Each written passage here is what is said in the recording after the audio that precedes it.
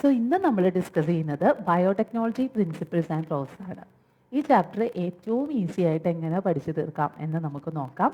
So biotechnology നമുക്കറിയാം, using biology for the benefit of human or using micro organisms for the benefit of human. ഇതൊക്കെയാണ് നമ്മൾ ബയോടെക്നോളജിയിൽ deal ചെയ്യുന്നത്.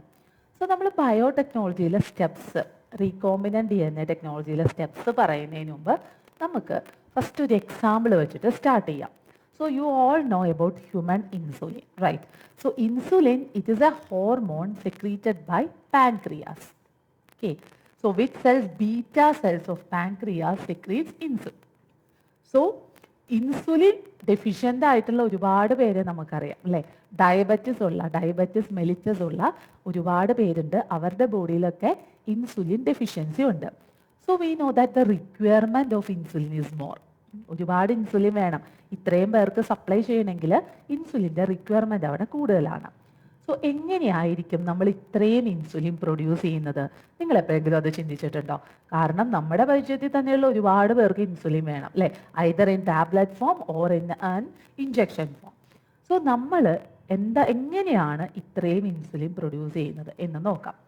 So for producing large amounts of insulin, it is produced by a method called recombinant DNA technology. വളരെ സിമ്പിളാണ്. Recombinant DNA technology എന്താണെന്ന് പറയാം. നമ്മളുടെ ഒരു cell, okay, ഇത് നമ്മുടെ സെല്ലാണ്. സെല്ലിൻ്റെ ഉള്ളിൽ ആരുണ്ട്? ന്യൂക്ലിയസ് ഉണ്ട്. ഓക്കെ, ന്യൂക്ലിയസിൻ്റെ ഉള്ളിൽ നമ്മുടെ DNA ഉണ്ട്. Okay, genetic material DNA. ഈ DNAയിലെ ഒരു സെഗ്മെന്റിനെയാണ് നമ്മൾ എന്തെന്ന് വിളിക്കുന്നത്? ജീൻ എന്ന് വിളിക്കുന്നത് അല്ലേ. A segment of DNA. DNAയിലെ ഒരു കഷ്ണം, ഒരു സെഗ്മെന്റ് ആണ് ജീൻ. ഓക്കെ, അപ്പൊ നമ്മുടെ ഒരു ജീനാണല്ലോ ഇൻസുലിനെ പ്രൊഡ്യൂസ് ചെയ്യുന്നത് അല്ലേ. നമ്മുടെ ഫുൾ DNA ഉണ്ട്. ആ DNAയിലെ ഒരു കഷ്ണം, ഒരു സെഗ്മെന്റ് ആണ് ജീൻ. അങ്ങനത്തെ ഒരു ജീനാണ് നമ്മുടെ ഇൻസുലിനെ പ്രൊഡ്യൂസ് ചെയ്യുന്നത്. അപ്പൊ നമ്മൾ എന്ത് ചെയ്യും? നമ്മുടെ DNAയിൽ നിന്ന് ആദ്യം നമ്മൾ നമ്മുടെ DNA ഇങ്ങോട്ട് എടുക്കും. നമ്മുടെ സെല്ലിൽ നിന്ന് നമ്മുടെ DNA ഇങ്ങോട്ട് എടുക്കുന്നു. എന്നിട്ട് DNAയിൽ നിന്ന് നമുക്ക് വേണ്ട ഇൻസുലിൻ പ്രൊഡ്യൂസ് ചെയ്യുന്ന ജീനുണ്ട്. ആ ജീനിനെ നമ്മൾ കട്ട് ചെയ്തെടുക്കുന്നു. നമുക്ക് മുഴുവൻ DNA വേണ്ട, നമുക്ക് നമ്മുടെ ഇൻസുലിൻ പ്രൊഡ്യൂസ് ചെയ്യുന്ന പാർട്ട് മാത്രം മതി, ഇൻസുലിൻ പ്രൊഡ്യൂസിങ് ജീൻ. ആ ജീനിനെ നമ്മളിങ്ങ് എടുക്കും. എന്നിട്ട് നമ്മൾ എങ്ങോട്ട് ട്രാൻസ്ഫർ ചെയ്യും? നമ്മളൊരു bacterial cell like E. coli bacteria, നമ്മളൊരു ബാക്ടീരിയൽ സെല്ലിലേക്ക് അത് ട്രാൻസ്ഫർ ചെയ്യും. ട്രാൻസ്ഫർ ചെയ്ത് കഴിഞ്ഞാൽ എന്ത് പറ്റും? അത് സെല്ലിൻ്റെ ഉള്ളിൽ മൾട്ടിപ്ലൈ ചെയ്യും അല്ലേ. ബാക്ടീരിയയും മൾട്ടിപ്ലൈ ചെയ്യും. അപ്പം ഈ ജീൻ ബാക്ടീരിയയിൽ എന്ത് പ്രൊഡ്യൂസ് ചെയ്യും? ഇൻസുലിൻ പ്രൊഡ്യൂസ് ചെയ്യും. ഈ ജീൻ ബാക്ടീരിയയുടെ ഉള്ളിൽ എക്സ്പ്രസ് ആവും. എക്സ്പ്രസ് ആയിട്ട് ഇൻസുലിൻ പ്രൊഡ്യൂസ് ചെയ്യും. ദെൻ ഈ ബാക്ടീരിയനെ നമ്മൾ ലാർജ് സ്കെയിലിൽ അങ്ങോട്ട് വളർത്തുക. അപ്പോൾ അതേ കുറേ ബാക്ടീരിയ ഉണ്ടാവും അവിടെ. ആ ബാക്ടീരിയകളെല്ലാം എന്ത് പ്രൊഡ്യൂസ് ചെയ്യും? ഇൻസുലിൻ പ്രൊഡ്യൂസ് ചെയ്യും ആണല്ലോ. അങ്ങനെ നമ്മൾക്ക് ആവശ്യത്തിനുള്ള ഇൻസുലിൻ നമുക്ക് എക്സ്ട്രാക്ട് ചെയ്ത് പ്യൂരിഫൈ ചെയ്തെടുക്കാം. ഈ എക്സാമ്പിൾ മനസ്സിലുണ്ടെങ്കിൽ നിങ്ങൾക്ക് RDNA ടെക്നോളജി സ്റ്റെപ്സ് സുഖമായിട്ട് പഠിക്കാം. ഓക്കെ, അപ്പോൾ ഏതൊക്കെയാണ് RDNA ടെക്നോളജിയുടെ സ്റ്റെപ്സ് എന്നുള്ള പ്രോസസ്സിലേക്ക് നമുക്ക് വരാം. അതിനു മുമ്പ് first, what are the principles of biotechnology? Okay, so in our textbook the first part is dealing with two principles of biotechnology. First one ഏതാ? Genetic engineering. ജനറ്റിക് എഞ്ചിനീയറിംഗ് എന്ന് വെച്ച് കഴിഞ്ഞാൽ നമ്മൾ നമ്മുടെ genetic material, that is DNA or RNA change ചെയ്യുന്നു, chemically alter ചെയ്ത് നമ്മൾ ഒരു ഹോസ്റ്റ് ഓർഗാനിസത്തിലേക്ക് ഇൻട്രൊഡ്യൂസ് ചെയ്യുന്നു. That is genetic engineering. So it is the technique by which the genetic material is chemically altered and introduced into host organism. എന്തിനു വേണ്ടിയിട്ട്? നമ്മൾ desire ചെയ്യുന്ന ചില ഫീനോടൈപ്പ്, ഡിസയർ ചെയ്യുന്ന ചില ക്യാരക്ടേഴ്സ് അവിടെ പ്രൊഡ്യൂസ് ചെയ്യാൻ വേണ്ടിയിട്ടാണ്.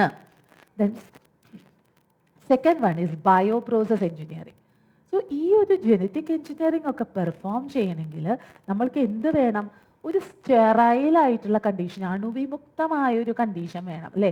അല്ലാതെ നമ്മൾ എവിടെയെങ്കിലും വെച്ചിട്ട് ചെയ്താലൊന്നും ഈ എക്സ്പെരിമെൻ്റ് ഒന്നും സക്സസ് ആവില്ല. നമ്മൾക്ക് അവിടെ ഒരു സ്റ്റെറൈൽ ആംബിയൻസ് വേണം. ആ സ്റ്റെറൈൽ ആംബിയൻസ് പ്രൊവൈഡ് ചെയ്യുന്നതിനാണ് bio process engineering. So it involves maintenance of sterile ambience for the process. ഈ ഒരു ജനറ്റിക് എഞ്ചിനീയറിംഗ് നടത്തുന്നതിന് അണുവിമുക്തമായൊരു സാഹചര്യം ഒരുക്കുക, that is bio process engineering. Okay, now ഇനിയാണ് നമ്മൾ നമ്മുടെ മെയിൻ പാർട്ടിലേക്ക് വരുന്നത്, recombinant D N A technology or RDNA technology. So എന്താണ് RDNA? ഒരു ഓർഗാനിസത്തിൽ നിന്നുള്ള DNA വേറൊരു ഓർഗാനിസത്തിന്റെ DNA കൂടി ആയിട്ട് ചേർത്ത് വയ്ക്കുക, അതിനാണ് റീകോമ്പിനന്റ് DNA എന്ന് പറയാം. ഓക്കെ, ഇപ്പൊ ഇത് ഞാനാ, ഓക്കെ, ഇത് ഞാനാണ് A, ഇത് വേറൊരാളാണ് B. ഓക്കെ, A ഇവിടെ ഉണ്ട്, B ഇവിടെ ഉണ്ട്. എയുടെ DNA ഒരു കഷ്ണം എടുക്കുന്നു. ഓക്കെ, അത് ഞാൻ എങ്ങോട്ടേക്ക് കൊടുക്കുന്നു? ബിയിലേക്ക് കൊടുക്കുന്നു. അപ്പൊ ബിയിൽ എന്തുണ്ട്? രണ്ടും ഉണ്ട് അല്ലെ, എയുടെയും ബിയുടെയും കൂടി DNA ചേർന്നിട്ടായിരിക്കും അവിടുത്തെ സെല്ലിൽ ഉണ്ടാവുക. ഇത്രയേ ഉള്ളൂ റീകോമ്പിനന്റ് DNA. രണ്ട് DNA ചേർത്ത് വെക്കുക, അത്രയേ ഉള്ളൂ recombinant DNA. Then first recombinant DNA was constructed by two scientists,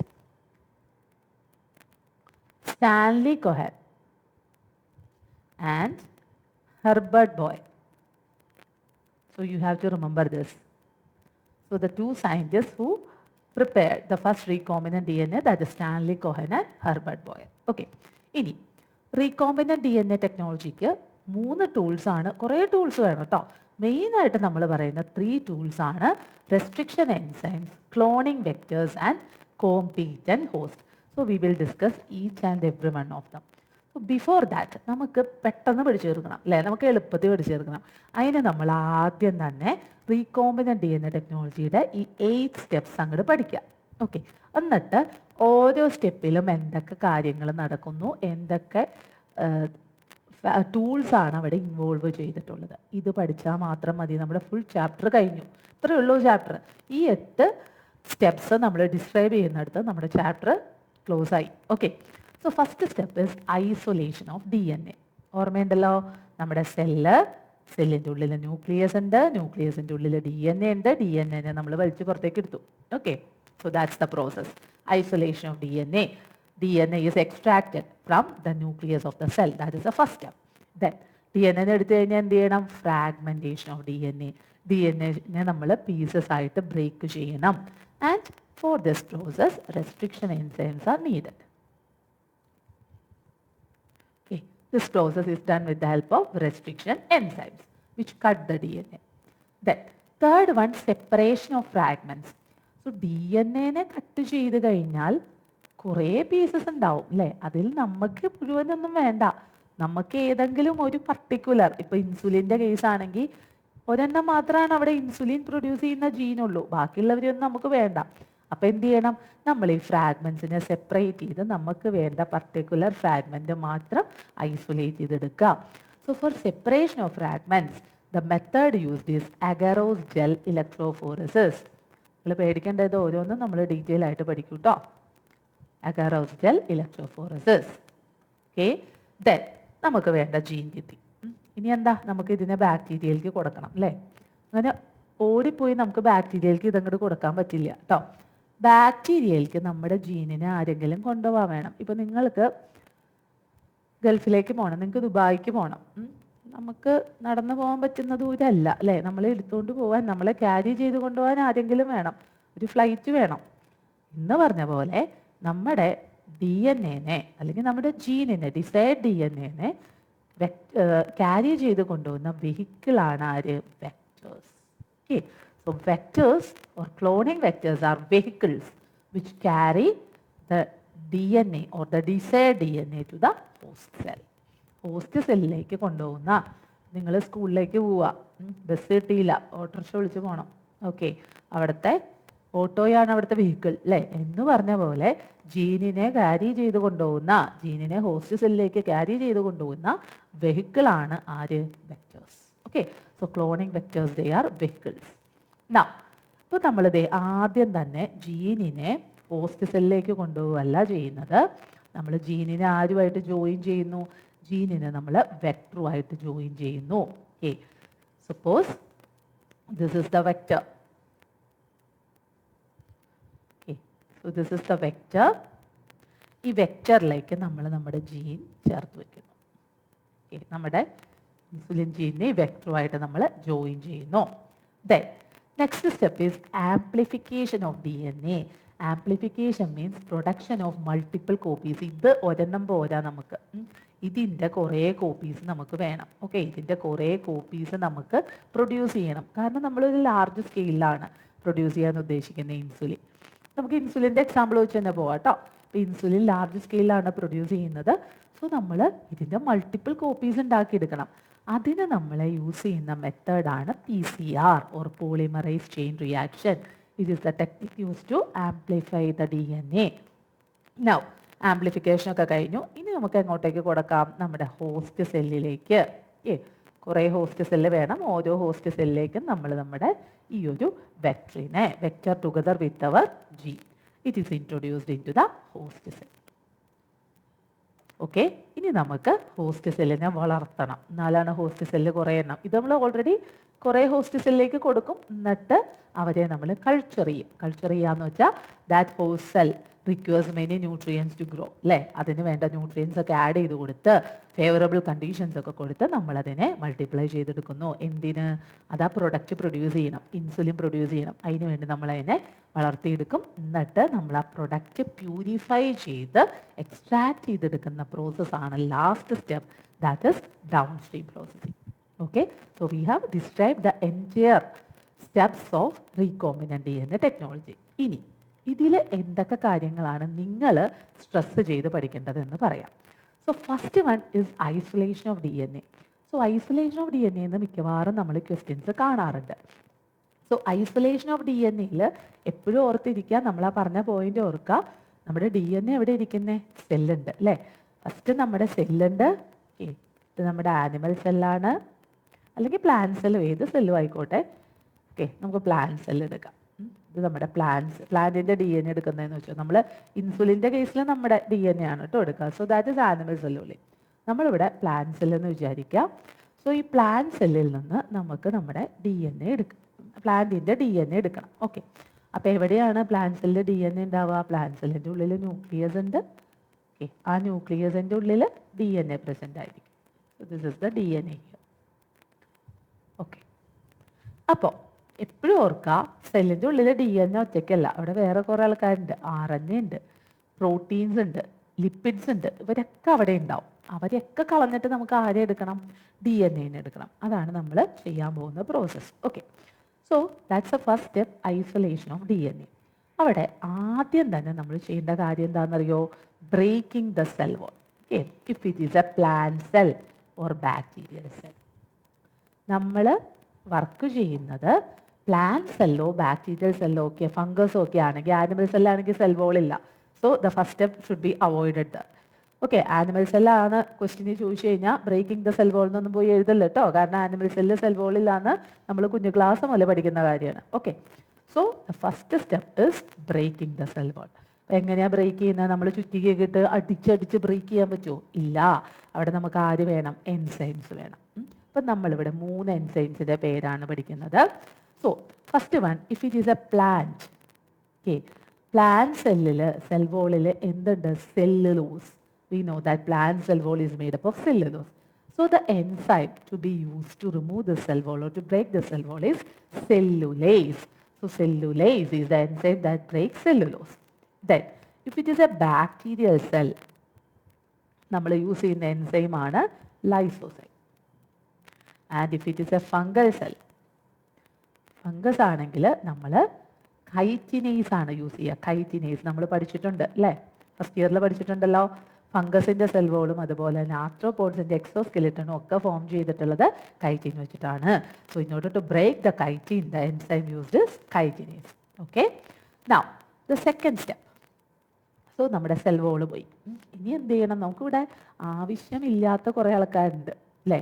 protein ഉണ്ട്, RNA ഉണ്ട്, അവിടെയൊക്കെ കളയണം. ഇത് നമുക്ക് DNA മാത്രം ഇങ്ങോട്ട് എടുക്കണം. അതാണ് നമ്മുടെ എയിം. അപ്പോൾ RNA is removed by enzymes. എല്ലായിടത്തും നമ്മൾ എൻസൈംസ് ആണ് കേട്ടോ യൂസ് ചെയ്യുന്നത്. റൈബോ ന്യൂക്ലിയേസസ്, RNases എന്ന് നമ്മൾ പറയാറുണ്ട്. So RNA is removed using RNases or റൈബോ nucleases and proteins are removed using proteases. ഈ ലിപ്പിഡ്സ് എങ്ങാനുണ്ടെങ്കിൽ നമുക്ക് ലിപ്പേസസും യൂസ് ചെയ്യാം. So RNA is removed using ribonucleases, proteins are removed using proteases. അപ്പോൾ അവരൊക്കെ പോയി. ഇനിയാണ് നമ്മുടെ മെയിൻ ആള് DNA. നമുക്ക് DNA പ്രസിപ്പിറ്റേറ്റ് ചെയ്യണം. അപ്പോൾ DNA നമ്മൾ പ്രസിപ്പിറ്റേറ്റ് ചെയ്യുന്നത് ബൈ ആഡിങ് ചിൽഡ് എത്തനോൾ. തണുപ്പിച്ച എത്തനോൾ ആഡ് ചെയ്തിട്ട് നമ്മൾ DNA പ്രസിപ്പിറ്റേറ്റ് ചെയ്യും. അപ്പോൾ ഒരു ടെസ്റ്റ് ട്യൂബിലാണ് നമ്മൾ ഈ പ്രോസസ്സ് മുഴുവൻ ചെയ്യുന്നതെന്ന് വെച്ചോ.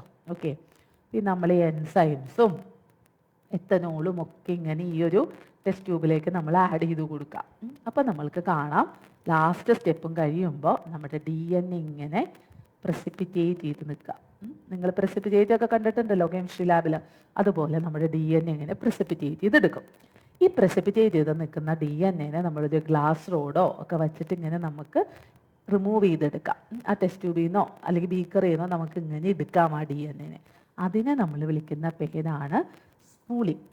Okay, so what is spooling? The precipitated DNA can be extracted by a process called spooling.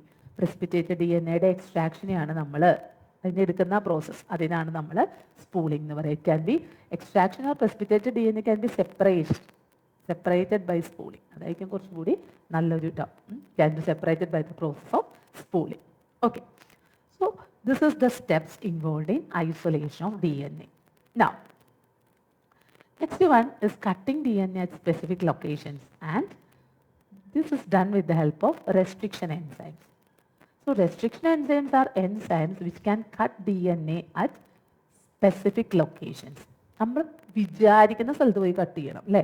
അല്ലാതെ ഇൻസുലിൻ്റെ ജീൻ ഇത് നമ്മുടെ DNA ആണെന്ന് വെച്ചോ. ഇൻസുലിൻ്റെ ജീൻ ഇവിടെ ഇരിക്കുന്നത്, ഓക്കെ, ഇവിടം തൊട്ട് ഇവിടം വരെയാണെന്ന് വിചാരിച്ചോ. നമ്മുടെ എൻസൈം പോയിട്ട് ഇവിടെ കട്ട് ചെയ്താൽ നമുക്ക് കാര്യമൊന്നുമില്ല. നമുക്ക് വേണ്ട സ്ഥലത്ത് പോയിട്ട് കട്ട് ചെയ്യണം. Okay, so restriction enzymes are enzymes that cut DNA at a particular site. അവരെ അതുകൊണ്ട് തന്നെ നമ്മൾ മോളിക്കുലാർ സിസേഴ്സ് എന്ന് വിളിക്കാറുണ്ട് കേട്ടോ. Because they cut DNA at specific locations. Okay, now restriction enzymes belongs to a group of enzymes called nucleases. Nucleic ആസിഡിനെ cut ചെയ്യുന്ന എൻസൈമുകളുടെ ഗ്രൂപ്പാണ്. DNA RNA ഒക്കെ ഉണ്ടല്ലോ ന്യൂക്ലിക് ആസിഡ്സ്, അവരെ കട്ട് ചെയ്യുന്ന എൻസൈംസിന്റെ ഗ്രൂപ്പായിട്ടുള്ള ന്യൂക്ലിയേസസിലാണ് റെസ്ട്രിക്ഷൻ എൻസൈംസ് വരുന്നത്. ഇനി nucleases are of two types, endonucleases and exonucleases. Nucleases are of two types, endonucleases and exonucleases. So what is the difference? Endonucleases ഇപ്പം നമ്മുടെ DNA ഇതാന്ന് വിചാരിച്ചോ. DNAയുടെ 2 എൻഡിലും മാത്രം പോയിട്ട് കട്ട് ചെയ്യുന്നവരെയാണ് നമുക്കറിയാം 5' എൻഡും 3' എൻഡും ഉണ്ട് അല്ലേ. DNA എൻസിൽ പോയിട്ട് കട്ട് ചെയ്യുന്നവരാണ് എക്സോന്യൂക്ലിയേസസ്. എക്സ്റ്റേണൽ എന്ന് ഓർത്തിരിക്കുക കേട്ടോ. എൻഡിൽ പുറത്ത് പോയിട്ട് കട്ട് ചെയ്യുക, എൻഡ് അറ്റത്ത് പോയിട്ട് കട്ട് ചെയ്യുന്നവരാണ് എക്സോന്യൂക്ലിയേസസ്. അപ്പോൾ എൻഡോന്യൂക്ലിയേസ് ആരാ?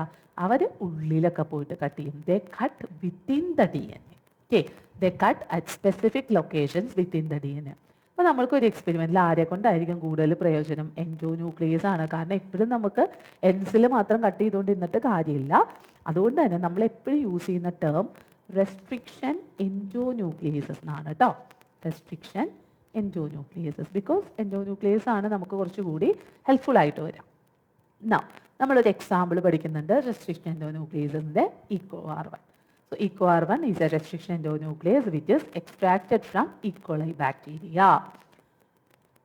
Now, first, അപ്പോൾ എപ്പോഴും കുട്ടികൾ തെറ്റിച്ചു വയ്ക്കുന്ന ഒരു കാര്യമാണ്. കാരണം നമ്മൾ എപ്പോഴും പഠിക്കുന്നത് EcoR1 ആണ്. പക്ഷേ ഐസൊലേറ്റ് ചെയ്ത് അല്ലെങ്കിൽ ഐഡൻറ്റിഫൈ ചെയ്ത ഫസ്റ്റ് റെസ്ട്രിക്ഷൻ എൻഡോന്യൂക്ലിയേസ് ആരാ? HindII. ഓക്കെ, HindII ആണ് കേട്ടോ. Now, ഓരോ റെസ്ട്രിക്ഷൻ എൻസൈംസും ഓർ റെസ്ട്രിക്ഷൻ എൻഡോന്യൂക്ലിയേസും they cut DNA at a particular region. And this is done by recognizing a sequence of 6 base pairs. Base pairs എന്താ നമുക്കറിയാം അല്ലേ? അഡിനിൻ, തൈമിൻ, ഗ്വാനിൻ, സൈറ്റോസിൻ, ഇങ്ങനെ base pairs ഉണ്ട്. അങ്ങനത്തെ 6 ബേസ് പെയേഴ്സ് വരുന്ന ഒരു റീജിയൻ അത് ഓരോ എൻസൈമിന് ഡിഫറെൻ്റ് ആയിരിക്കും. ഫോർ എക്സാമ്പിൾ നമ്മുടെ EcoR1ൻ്റെ അത് മാത്രമേ നമ്മൾ കാണാണ്ട് പിടിക്കേണ്ടതുള്ളൂ. അതിൻ്റെ റെക്കഗ്നീഷൻ സീക്വൻസ് ഇതാ GAATTC. അങ്ങോട്ടും ഇങ്ങോട്ടും അത് തന്നെ എഴുതാം കേട്ടോ, GAATTC. Okay, so this is the recognition sequence of EcoR1. So EcoR1 എന്ത് ചെയ്യും? ഈ സീക്വൻസ് റെക്കഗ്നൈസ് ചെയ്തിട്ട് 2 സ്ഥലത്തും ഈ G കഴിയുമ്പോൾ പോയിട്ട് കട്ട് ചെയ്യും. Okay, so restriction endonuclease recognize a specific palindromic sequence palindromic sequence എന്താണെന്നറിയോ? നമ്മൾ മലയാളം എന്ന് എഴുതൂലോ, അല്ലെങ്കിൽ നിങ്ങൾ ഇംഗ്ലീഷിൽ അമ്മ എന്നൊക്കെ എഴുതുമ്പോൾ എന്താ സ്പെഷ്യാലിറ്റി? ഇവിടുന്ന് ഇങ്ങോട്ട് വായിച്ചാലും ഇവിടുന്ന് ഇങ്ങോട്ട് വായിച്ചാലും ഒരേപോലെയാണ് അല്ലേ? അത് തന്നെ നമ്മുടെ റെക്കഗ്നീഷൻ സീക്വൻസ് GAATTC ആണ് ഇക്കോ R1ൻ്റെ. അതിൻ്റെ സ്പെഷ്യാലിറ്റി എന്താ? ദാ ഇവിടുന്ന് ഇങ്ങോട്ട് വായിച്ചാലും ഇവിടുന്ന് ഇങ്ങോട്ട് വായിച്ചാലും ഒന്ന് തന്നെ. So such sequences are called palindromic sequences. So remember, recognition sequences are palindromic sequences. So what is a palindromic sequence?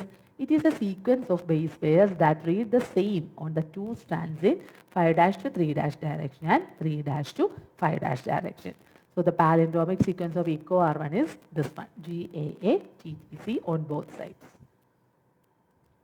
Now, another important question is naming of restriction enzymes. Okay, so echo R1, this is the restriction enzyme we have to study. So the first part, E, we know that it is extracted from Escherichia coli, which is E. coli. Okay, so E. coliയുടെ E ആണ് ഈ കാണുന്നത്. അപ്പോൾ അതെന്താ? Genus name അല്ലേ? First ഇയറിൽ പഠിച്ചിട്ടുണ്ടല്ലോ. First part genus name, second part species name. So CO അത് കൊളയിൽ നിന്ന് വന്നാണ്, ദാറ്റ് ഇസ് സ്പീഷീസ് നെയിം. ഇനി R ഡിനോട്ട്സ് സ്ട്രെയിൻ. നമ്മൾ ടൈപ്പ് അല്ലെങ്കിൽ വെറൈറ്റി എന്നൊക്കെ പറയുന്നത് ബാക്ടീരിയയിൽ നമ്മൾ യൂസ് ചെയ്യുന്ന ഡിഫറെൻറ്റ് സ്ട്രെയിൻസ് ഓഫ് ബാക്ടീരിയ. അപ്പോൾ ഇക്കോ R എന്നുള്ളത് ആ സ്ട്രെയിനെ റെപ്രസെൻറ്റ് ചെയ്യുന്നതാണ്. And 1 represents the order of extraction. So ഇതിങ്ങനെ തന്നെ പഠിച്ചു വെക്കണം, ക്വസ്റ്റ്യൻ വരൂ കേട്ടോ. Genus, species, strain and order of extraction. Now ഇനി നമ്മുടെ സീക്വൻസ് ഇക്കോ R1 എടുക്കാം, GAATTC. Okay, so here also GAATTC. അപ്പോൾ നിങ്ങൾ ഓർക്കുക, നമ്മുടെ ഡിസൈഡ് DNA നമ്മൾ വെക്ടറുമായിട്ട് ജോയിൻ ചെയ്യുന്ന കാര്യം പറഞ്ഞല്ലോ അല്ലേ? ഇത് നമ്മുടെ ഡിസൈഡ് DNA ആണെന്ന് വിചാരിച്ചോ. ഇവിടെ നമ്മുടെ വെക്ടർ ഉണ്ടെന്ന് വിചാരിച്ചോ. അപ്പോൾ വെക്ടറിൽ ഡിസൈഡ് DNA നമ്മൾ ഒരേ എൻസൈം, ഇപ്പോൾ ഇവിടെ ഇക്കോ R1 വച്ചിട്ട് തന്നെ നമ്മൾ വെക്ടറിനെയും ഡിസൈഡ് DNA-നെയും ട്രീറ്റ് ചെയ്യാൻ പോവുക. നോക്കുക, എവിടെ പോയിട്ട് കട്ട് ചെയ്യും? ഇവിടെ വന്നിട്ട് G കഴിയുമ്പോൾ രണ്ട് സ്ഥലത്തും കട്ട് ചെയ്യും. ഓക്കെ, അപ്പം നമുക്ക് രണ്ട് സീക്വൻസസ് കിട്ടും. ഞാൻ കാണിച്ചു തരാം. ഇവിടെ മുകളിൽ G, താഴെ CTTAA, അതായത് ഇവിടെ വെച്ചാൽ കട്ട് ചെയ്യുന്ന രണ്ട് സ്ഥലത്തും. അതുപോലെ അടുത്ത സീക്വൻസ് ഏതാ? താഴെ G മാത്രം, മുകളിൽ CTTAA. കണ്ടോ? ഇങ്ങനെ കുറച്ച് ഭാഗം ഇങ്ങനെ പുറത്തേക്ക് തള്ളി നിൽക്കുന്ന പോലെ നിൽക്കണില്ലേ? ഇതിനെയാണ് നമ്മൾ സ്റ്റിക്കി എൻസ് എന്ന് പറയാം. എന്താണ് സ്റ്റിക്കി എൻസിൻ്റെ യൂസ് എന്ന് ഞാൻ പറഞ്ഞുതരാം. ഇവിടത്തെയും കൂടി എഴുതട്ടെ. ഇവിടെ GCTTAA, അതുപോലെ തന്നെ ഇവിടെ GCTTAA. ഓക്കെ, ഇനി ഞാനൊരു കാര്യം പറയട്ടെ. ഇതിനെ നമുക്ക് ഇതുമായിട്ട് ജോയിൻ ചെയ്യാലോ അല്ലേ? ഒന്ന് നോക്കിക്കേ, കറക്റ്റായിട്ട് ഇത് ഇവിടെ ഒന്ന് ഇരുന്നോളൂ. അതിന് കോംപ്ലിമെൻ്ററി ആയിട്ടുള്ള സാധനങ്ങൾ ഇവിടെയുള്ള എല്ലാവരും അല്ലേ? കറക്റ്റായിട്ട് ഇത് ഇവിടെ നമുക്ക് ജോയിൻ ചെയ്യാം സ്റ്റിക്കിയൻസ്. അതുപോലെ തന്നെ ഇതിനെ നമ്മൾക്ക് ഇതുമായിട്ടും ജോയിൻ ചെയ്യാം. ഓക്കെ, ഇതാണ് അവിടുത്തെ പർപ്പസ്. സോ സ്റ്റിക്കിയൻസ് ഫോം ചെയ്ത് കഴിയുമ്പോൾ നമുക്ക് നമ്മുടെ ഡിസൈഡ് DNA വെക്ടറുമായിട്ട് ജോയിൻ ചെയ്യാനായിട്ടാണ് ഹെൽപ്പ് ചെയ്യുക. മനസ്സിലായാലും? ഇതാണ് നമ്മൾ സ്റ്റിക്കിയൻസിൻ്റെ യൂസ്. രണ്ടുപേരെയും ജോയിൻ ചെയ്യാനാണ് ഹെൽപ്പ് ചെയ്യുന്നത്. Okay, now next one is a most important thing. നമുക്ക് എപ്പോഴും എക്സാംസിന് ചോദിക്കുന്ന ഒരു കാര്യമാണ് agarose gel electrophoresis. So it is the method of separating DNA fragments. Okay, നമ്മൾ റെസ്ട്രിക്ഷൻ എൻസൈംസ് വെച്ചിട്ട് ബ്രേക്ക് ചെയ്തിട്ട് നമുക്ക് വേണ്ട ഡിസൈഡ് ഫ്രാഗ്മെൻറ്റ് എടുക്കാൻ നമ്മൾ ചെയ്യുന്ന മെത്തേഡാണ് എന്ത്? Agarose gel electrophoresis. Separation of, what is the purpose of agarose gel electrophoresis? For the separation of DNA fragments. Okay, for the separation, that's the purpose, separation of DNA fragments. Then what is the principle? So DNA is negatively charged. നമുക്കറിയാം DNAയുടെ charge negative ആണ്. So electric ഫീൽഡിൽ അതെപ്പോഴും ഇങ്ങോട്ടാ പോകുള്ളൂ. Negative charges always move towards anode അല്ലേ? അപ്പം നമ്മളിവിടെ DNA ഒരു ഇലക്ട്രിക് ഫീൽഡിൽ വെച്ചിട്ട് എന്തിൻ്റെ ബേസിലാണ് സെപ്പറേറ്റ് ചെയ്യുന്നത്? അവരുടെ മോളിക്കുലാർ സൈസിൻ്റെ ബേസിൽ. വലിയ DNA-യും ചെറിയ DNA ഉണ്ടാവും. മോളിക്കുലാർ സൈസിൻ്റെ ബേസിലാണ് നമ്മൾ അവരെ സെപ്പറേറ്റ് ചെയ്യുന്നത്. ദെൻ അഗാരോസ് ജെൽ ഇലക്ട്രോഫോറസിസിൽ നമ്മൾ യൂസ് ചെയ്യുന്ന മീഡിയം എന്ന് പറയുന്നത് അഗാരോസ് ജെൽ. അതിലാണ് നമ്മൾ DNA മൂവ് ചെയ്യുന്നത്. അവിടെ എന്താ സംഭവിക്കുന്നതെന്ന് വെച്ച് കഴിഞ്ഞാൽ ഫിഗർ കാണിച്ചു തരാം. സോ ഈ വെൽസിൻ്റെ ഉള്ളിൽ നമ്മൾ നമ്മുടെ DNA സാമ്പിൾസ് ആഡ് ചെയ്യും. Okay, so this is a gel made of agarose. നമ്മൾ ഇലക്ട്രിക് ഫീൽഡിൽ റൺ ചെയ്യുമ്പോൾ ഇവിടെ സ്മോളർ ഫ്രാഗ്മെൻറ്റ്സ്, ഈ ഒരു സാമ്പിളിൽ സ്മോൾ DNA ഫ്രാഗ്മെൻറ്റ്സ് ഉണ്ട്, ലാർജ് DNA ഫ്രാഗ്മെൻറ്റ്സ് ഉണ്ട്. സ്മോളർ ഫ്രാഗ്മെൻറ്റ്സ് കുറേ ഡിസ്റ്റൻസിലേക്ക് മൂവ് ചെയ്യും, ലാർജർ ഫ്രാഗ്മെൻറ്റ്സ് അധികം മൂവ് ചെയ്യില്ല. നമ്മൾ ആഡ് ചെയ്ത വെല്ലിൻ്റെ അടുത്തൊക്കെ ആയിരിക്കും അവരുണ്ടാവുക. So the fragments in the figure you can see the fragments get separated based on their molecular size. അല്ലേ, ചെറുതും വലുതും നമുക്ക് കറക്റ്റായിട്ട് സെപ്പറേറ്റ് ചെയ്യാൻ പറ്റി. ദെൻ നമ്മൾ ഇൻസുലിൻ ജീനിലാണ് തുടങ്ങിയത്. നമ്മുടെ ഇൻസുലിൻ ജീൻ്റെ ഒരു ഏകദേശ സൈസ് നമുക്കൊരു ഐഡിയ ഉണ്ട്, നമ്മൾ കണ്ടുപിടിച്ച് വെച്ചിട്ടുണ്ട് സയൻറ്റിസ്റ്റ്. സോ അത് വെച്ചിട്ട് എവിടെയായിരിക്കും അത് ഉണ്ടാവുക എന്ന് നമ്മൾ ഐഡൻറ്റിഫൈ ചെയ്ത് അതിനെ ഈ ജെല്ലിൽ നിന്ന് കട്ട് ചെയ്തെടുക്കും. ഓക്കെ, പക്ഷെ ഒരു പ്രശ്നമുണ്ട്, ഈ അഗാറോസ് ജെല്ല് വെള്ളം പോലെ ഇരിക്കുന്നത്, അതിന് പ്രത്യേകിച്ച് കളറൊന്നുമില്ല, അതിൽ നമുക്ക് DNA അങ്ങനെ ഇങ്ങനെയൊന്നും കാണാൻ പറ്റില്ല. നമ്മൾ അവിടെ സ്റ്റെയിൻ യൂസ് ചെയ്യും. So how can you visualize the DNA fragments? This is an important question. So DNA fragments can be visualized by staining with ethidium bromide. കഴിഞ്ഞില്ല, ethidium bromide സ്റ്റെയിൻ ഒഴിച്ചിട്ട് എവിടെ വെച്ച് നോക്കണം? UV റേഡിയേഷൻ്റെ അടിയിൽ വെച്ച് നോക്കണം. UV റേഡിയേഷൻ വന്നാൽ മാത്രമാണ് ethidium bromide ഒഴിച്ചാലും നമുക്ക് DNA കാണാൻ പറ്റുള്ളൂ കേട്ടോ. So adding or staining them with ethidium bromide and exposing to UV radiations, the DNA fragments can be seen in a bright orange color. ഇതാണ് അതിൻ്റെ ഫിഗർ. ബ്രൈറ്റ് ഓറഞ്ച് കളറിൽ നമുക്ക് DNA ഫ്രാഗ്മെൻറ്റ്സ് കാണാനായിട്ട് പറ്റും. അപ്പോൾ നമ്മുടെ ഇതാണ് നമുക്ക് വേണ്ട DNA ഫ്രാഗ്മെൻ്റ് എന്ന് നമ്മൾ മോളിക്കുലാർ സൈസ് വെച്ച് ഐഡൻറ്റിഫൈ ചെയ്തു. ഇനി എന്ത് ചെയ്യും? ഈ അഗാറോസ് ജെല്ലിൽ നിന്ന് നമ്മളിതിനെ കട്ട് ചെയ്ത് എക്സ്ട്രാക്ട് ചെയ്തെടുക്കും.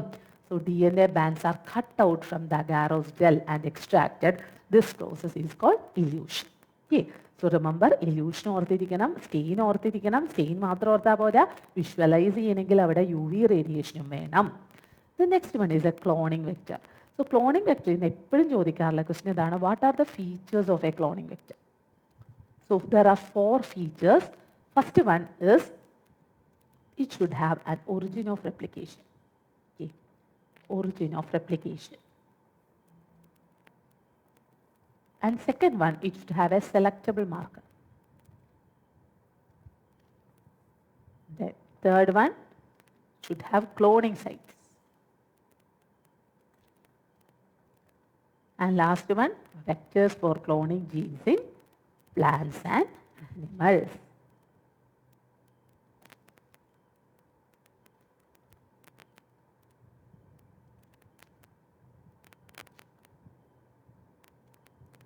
സോ ഇതേതാണ് ഈ ക്ലോണിംഗ് വെക്ടർ? നിങ്ങൾ പഠിച്ചിട്ടുണ്ട്, ഇത് നമ്മുടെ PBR322. It is a plasmid vector അല്ലേ? So these are the features of a cloning vector: origin of replication, selectable marker, cloning sites, vectors for cloning genes in plants and animals. Okay, so ഇവിടെ നമ്മൾ നമ്മുടെ biotechnology ചാപ്റ്ററിൻ്റെ first video നമ്മളിവിടെ wind up ചെയ്യാണ്. നമ്മൾ next day second portion, അന്ന് നമ്മൾ ഈ ചാപ്റ്റർ കംപ്ലീറ്റ് ചെയ്യും. നിങ്ങൾക്കറിയാം കുറച്ച് വലിയ ചാപ്റ്ററാണ്, അതുകൊണ്ടാണ് നമ്മൾ 2 വീഡിയോസായിട്ട് ഇൻക്ലൂഡ് ചെയ്യുന്നത്. സോ നിങ്ങൾ ഫസ്റ്റ് വീഡിയോ കാണാം. If you have any doubts you can comment in the comment box session. നിങ്ങളുടെ കമൻസിന് എല്ലാം റിപ്ലൈ തന്നെയായിരിക്കും. നെക്സ്റ്റ് വീഡിയോയിൽ എല്ലാ കമൻസും നമ്മൾ വായിച്ച എല്ലാ കമൻസിനുള്ള റിപ്ലൈ, എല്ലാ ഡൗട്ട്സും സോൾവ് ചെയ്യുന്നതായിരിക്കും. Okay, so subscribe to our channel. See you in next class. By.